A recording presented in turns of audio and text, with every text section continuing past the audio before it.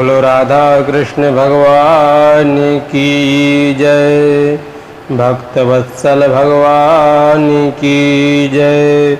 जय जय श्री राधे।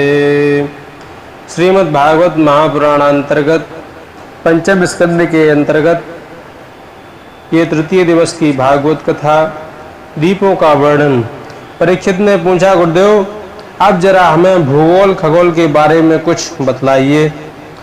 तब सुखदेव जी महाराज ने कहा, राजन, इस भूमंडल पर जम्बूद्वीप आदि 7 द्वीप हैं जो एक एक सागर से समावृत हैं।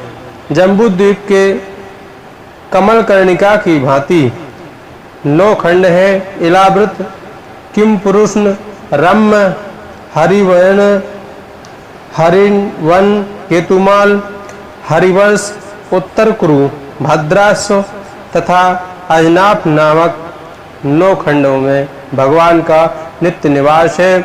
अजनाप खंड श्री भारतवर्ष है।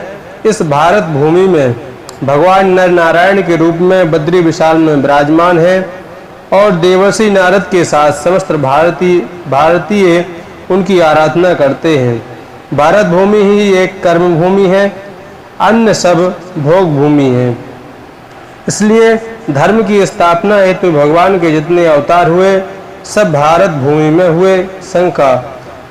शंका यह उत्पन्न होती है, जब भगवान विश्व का कल्याण करने के लिए आते हैं तो सारा ब्रह्मांड तो भगवान का है, तो फिर भारत भूमि में ही जन्म क्यों लेते हैं? भगवान के अवतार जापान में, अमेरिका में, इंग्लैंड में क्यों नहीं होते? समाधान, ये पूरा शरीर हमारा है, पर इस शरीर के किसी कारणवश पांव काटना पड़े तो हम पांव काट कर बिना पांव के जीवन चला सकते हैं, चला लेंगे।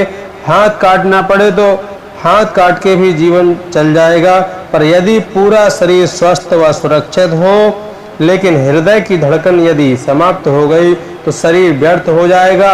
उसी प्रकार समस्त विश्व परमात्मा का विराट वपु है, परंतु भारत भूमि भगवान का हृदय स्थल है और इस भारत भूमि में धर्म की धड़कन जब तक चल रही है तब तक विश्व में धर्म का साम्राज्य है। और भारत भूमि के हृदय स्थल से यदि धर्म की धड़कन रुक गई तो सारे विश्व में धर्म की हानि हो जाएगी। इसलिए भगवान के जितने भी अवतार हुए, धर्म संस्थापनार्थाय संभवामि युगे युगे, धर्म की स्थापना के लिए भारत भूमि में ही भगवान पधारे। बड़े बड़े देवता इसलिए भारत भूमि में जन्म लेने के लिए तरसते हैं। अहो अमीसाम किम कारी शोभनम प्रसन्न येषां स्वदत स्वयं हरि, जन्म लब्धम न शुभारताजिरे, मुकुंद सेवोपैकम स्पृहाहीन। स्वर्ग के देवता जब भारतीयों को भगवान की सेवा में रत देखते हैं तो उनके मन में जलन होती है। ये मानव जो आज तक हमारी पूजा कर रहा था, यदि इसी प्रकार से पर ब्रह्म की आराधना करता रहा तो कल इसकी पूजा हमें करनी पड़ेगी। यदि कोई आपका ही कर्मचारी, आपका अधिकारी बनकर आ जाए तो क्या आपको जलन नहीं होगी? इसी प्रकार मानवों को ही प्रभु के द्वारा ये आरक्षण प्राप्त है कि इस कर्म भूमि में जैसा कर्म करोगे तदनुसार आपको फल मिलेगा। पर देवताओं की कर्म भूमि नहीं है, वह भोग भूमि है। जिसने अभी तक जितने पुण्य किए हैं उन पुण्यों का फल भोगो, उसके बाद लौट जाओ। तो मानव जब शुभ कर्मों में प्रवृत्त होता है तो देवताओं को डर लगने लगता है कि यदि ऐसे ही करता रहा तो कल इसकी पूजा हमें करनी पड़ेगी। इसलिए उन्हें स्पृहा होती है, जलन होती है। जो आनंद धरा पर है, पृथ्वी पर है, वह स्वर्ग में भी नहीं है। न यत्र वैकुंठ कथा सुधापगा, न साधवो भागवता तदाश्रया। जहाँ पर ना तो भगवान के भक्तों का दर्शन है, जहाँ पर न यज्ञों के स्वाहा स्वधा का सुनाई पड़ते हैं। सुरेश लोका पिनद्वे ससेव्यताम, ऐसे स्वर्ग में हम जाकर क्या करेंगे। ये सारे आनंद इसी धरातल पर है। आज जन्माष्टमी का उत्सव मन रहा है, आज रामनवमी का उत्सव मन रहा है, आज विवाह पंचमी का उत्सव मन रहा है, आज झूला महोत्सव मन रहा है, आज भगवान का रंग पंचमी का उत्सव मन रहा है। नित्य आए दिन कोई ना कोई उत्सव भक्तों के बीच मनते रहते हैं। ये आनंद तो बैकुंठ में भी नहीं है। बैकुंठ में भगवान के दर्शन तो मिल जाएंगे, पर भगवान का जन्मोत्सव वहाँ पर थोड़े ही मिलेगा, वहाँ तो जन्म होता ही नहीं। इसलिए बड़े बड़े रसिक संत उस आनंद के लिए, इस आनंद के लिए मोक्ष अपवर्ग सुख को भी तिलांजलि दे देते हैं, छोड़ देते हैं। अब अन्य लोकों का वर्णन करते हुए सुखदेव जी बताते हैं कि अतल वितल सुतल तलातल महातल रसातल और पाताल आदि 7 लोक पृथ्वी के नीचे हैं। इसके विपरीत भू भुआ स्वा महा जना तपा और सत्य आदि 7 लोक ऊपर हैं। नीचे से ऊपर तक इस संपूर्ण ब्रह्मांड की दूरी 50 करोड़ योजन की है। परीक्षित के प्रश्न करने पर फिर आगे नरक का वर्णन विस्तार से कहते हैं।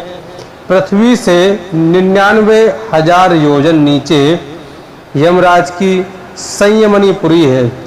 तामिस्त्र, अंधतामिस्त्र, रौरव, महारौरव, कुंभीपाक, कालसूत्र, असीपैवन, सूकरमुख, अंधकूप, कृमि भोजन, संदंस, तप्त सूर्मी, वज्रकंठ, सालमली, वैतरणी, पूयोत, प्राणरोध, विशुसन, लालाभक्ष, रासमेयादन, अबीची, अयहपान, आवट निरोधन, पर्यावर्तन, क्षार कर्दम, रक्षोगण भोजन, शूलप्रोत, दंदसूक और सूचिमुख आदि आदि प्रधान रूप से 28 नरकों का वर्णन किया। तो किस पाप कर्म से किस नरक में कौन सी यातना जीव को भोगनी पड़ती है, उसका भी एक एक करके बहुत विस्तार किया। न यत्र यस्तु परीप्तात्या कलत्राण्य परति सकाल पाशबद्धो यम पुरुषे रति भयानके स्त्रिमिस्त्रे नरके बलानिपास्त्रते। जो प्राणी पर संपदा का हरण कर लेता है, पर स्त्री का हरण कर लेता है, बच्चों का हरण कर लेता है, यमदूत उसे तामिस्त्र नरक में ले जाकर पटक देते हैं। इस नरक की भूमि ताम्र के समान आग में तपी हुई लाल रहती है। उस अग्नि संतप्त भूमि पर जीव भयंकर कष्ट पाता है। जो जीवों को काटकर उनका मांस भक्षण करते हैं, उन्हें कुंभीपाक नामक नरक में खौलते हुए तेल की कड़ाही में झोंक दिया जाता है। जो घर में आए हुए अतिथियों को क्रोध की निगाह से देखता है, वह वज्रतुंड नरक में जाकर पड़ता है तथा उस जीव की आंखों को गीध निकालकर खा जाते हैं। नरक का इतना भयंकर वर्णन किया कि परीक्षित रोमांचित होकर बोले, बस करो महाराज, मुझे तो बड़ा डर लगता है। सुखदेव जी हंसकर बोले, डरने की कोई बात नहीं। नरकों को तो जीवों के कल्याण के लिए ही बनाया है। भगवान ने सुंदर तन दिया है, हमने क्या किया? इस कपड़े की सफाई कभी नहीं की और दाग पर दाग लगा दिए हैं। जब जीव अपने जीवन में अनेक प्रकार के पाप के दाग लगा लेता है और प्रायश्चित के साबुन से कभी उसकी सफाई नहीं करता, तो फिर भगवान ने धोबी घाट बनाकर तैयार कर दिया। धोबी घाट पर वही कपड़ा जाता है जो गंदा तो हो गया। उस विडंबना से बचना चाहो तो बढ़िया साबुन लेकर अपने हाथ से ही रगड़ रगड़ कर साफ करो। परीक्षित ने कहा, वह सफाई हो जाए यह तो अच्छी बात है, परंतु ये तो सफाई का बहुत ही विचित्र तरीका है। और यदि साबुन ढूंढा जाए तो कौन सा साबुन सबसे बढ़िया है? आप तो कोई ऐसा साबुन बता दो महाराज जो सस्ता सा हो और एक बार रगड़ने से सारा मैल धुल जाता हो। सुखदेव जी प्रसन्न होकर बोले, अच्छा तो नोट करो, इतना बढ़िया और इतना सस्ता साबुन और है एक इतना सस्ता साबुन है कि एक बार रगड़ कर कहीं धो दिया तो बड़े बड़े दाग छूटते ही चले जाते हैं, छूट जाते हैं, बिल्कुल नहीं दिखाई देते हैं और दाग मुक्त हो जाता है वह कपड़ा। इसी तरह मानव तन भी पापों से मुक्त हो जाता है। और अब पंचम स्कंद को यहीं पर विराम देते हैं और षष्ठ स्कंद में प्रवेश करेंगे और अजामिलोपाख्यान का अगले सत्र में श्रवण करेंगे आप कथा। तब तक के लिए विराम। और मुख और हृदय की पवित्रता के लिए हरि नाम स्मरण बहुत परम आवश्यक है, इसलिए हरि का नाम स्मरण करें। श्रीमन नारायण नारायण नारायण, श्रीमन नारायण नारायण नारायण, श्रीमन नारायण नारायण नारायण, श्रीमन नारायण नारायण नारायण।